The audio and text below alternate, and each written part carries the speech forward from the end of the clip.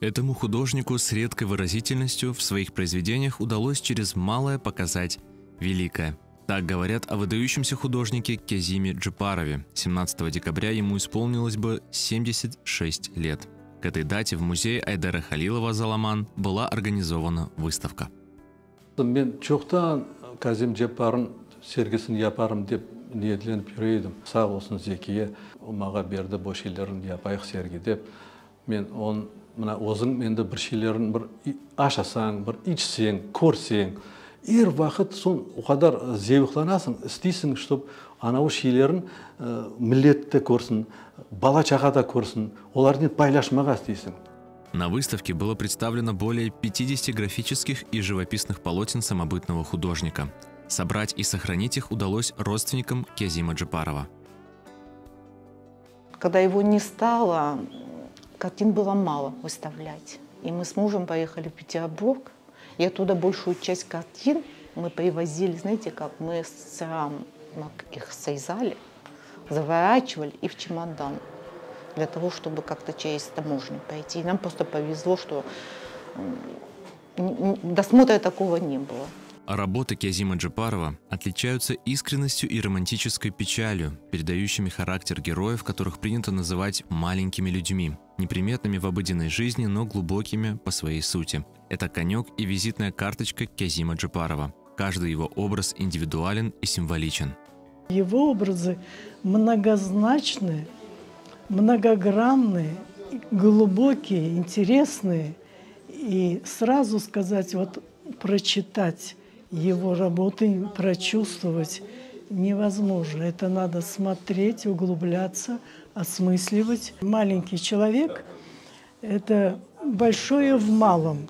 Маленький большой человек, я называю. И вот именно он обратился к этой теме.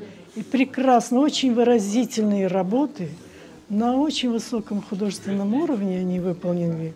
Картины Кязима Джапарова хранятся в частных коллекциях США, Швеции, Франции, Израиля и других стран. Но сам художник жить и творить всегда мечтал на своей родине, в Крыму. Он себя видел только в Крыму. В Крыму он буквально год прожил, не прожил, потом, так как здесь работы не было, он был здесь не востребованный.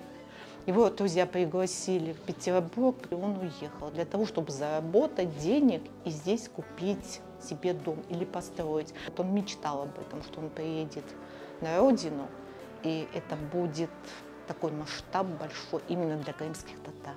Он нарисовал это в восточном стиле все.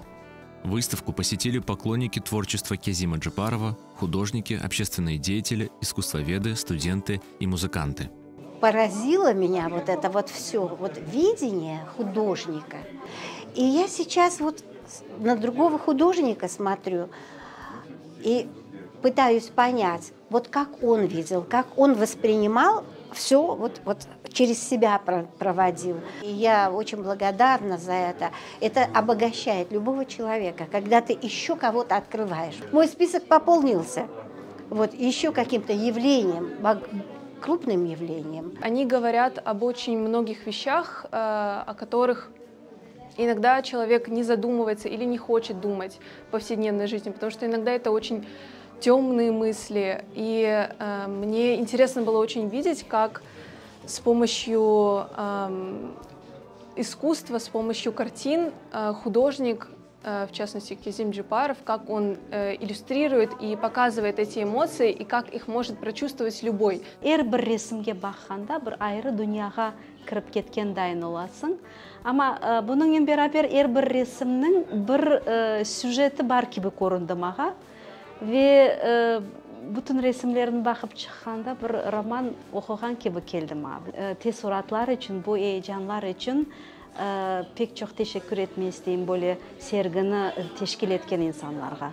Мастера Кязима Джапарова нет уже 26 лет, но его наследие – важная составляющая крымско-татарского искусства. Он оставил после себя философские произведения и след в памяти народа. Выставка Кязима Джапарова продлится в музее «Заламан» до 17 февраля. Не пропустите.